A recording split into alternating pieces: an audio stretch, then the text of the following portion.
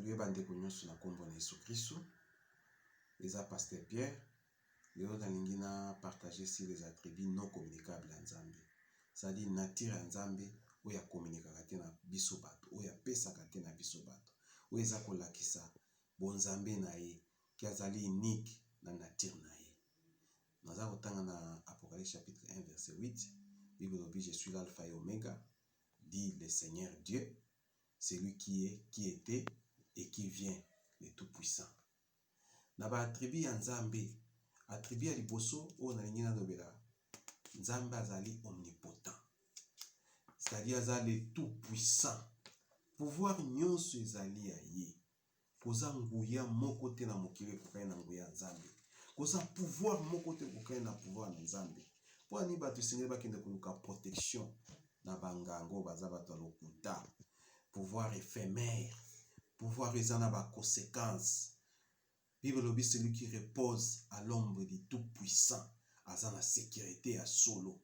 C'est lui le Tout-Puissant, aza la forteresse na biso, aza la appui na biso.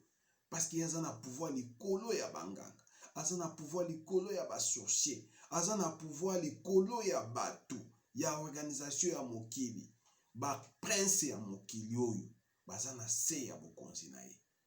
Azali omnipotent, mutu moko te, esprit moko te, aza na nature wana omnipotence ya Nzambe. Eza ye kaka.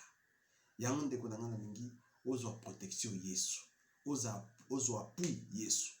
Secours na weza Yesu. Parce que mutu moko te akoki ko déloger yo, esika Nzambe atie yo. Eloko ya mibale oyo eza kati na Nzambe, eza omniscience na ye. Nzambe ayebi nyonso. Nzambe aza na capacité ya kosala nyonso. D'ailleurs, génie à ba génie eza kolo Yesu Christ. Il est le créateur. Bible au commencement était la parole était avec Dieu, et la parole était Dieu. Toute chose a été faite par elle. Ça dit, Nzambe naza créateur ya nyonso. Ayebi passé, ayebi présent, ayebi futur ya mutu. Année passée, tu bandai ko bonde la période ya maladie à chikungunya. Pendant que nous étions en prière, il y a une jeune sœur, azwaki vision, pesi message, alobi ki amoni, Nzambe ayebisi ye ki maladie oyo ya chikungunya eza koboma te. Mais koza maladie oyo eza koya ekoboma bato ebele. Et to ekomona maladie ya corona eko apparaître. Tant maladie ye, beaucoup de gens basalaki fi na Nzambe, bazaki ko mépriser des pasteurs na mboka na biso. Ils disaient ah bamboka ya bapaya. Il y a beaucoup de scientifiques. Mboka na biso ba scientifique bazate. Seulement beaucoup de pasteurs to sous-estimer Nzambe te. Nzambe aza ko confondre mayele ya batu. Nzambe aza ko confondre intelligence ya mokili. Qu'est-ce qu'on a vu? Et si ka ba pays au bato bazaki ko compter États-Unis, France, na ba pays sous-développés, c'est là où il y a eu beaucoup de morts. Mais le Seigneur a l'acquis si puissance na ye. Parce que pendant la période wana, année passée, dans ma qui message wana, il nous avait dit de prier afin que nous soyons préservés. Il y a maintenant 4 mois que maladie est kota ki na mboka na biso. Mais ceux qui ont tali, bilan ya ba mort, ils ont mouké. Et quand ya bato baza na Covid, baza pe mouké.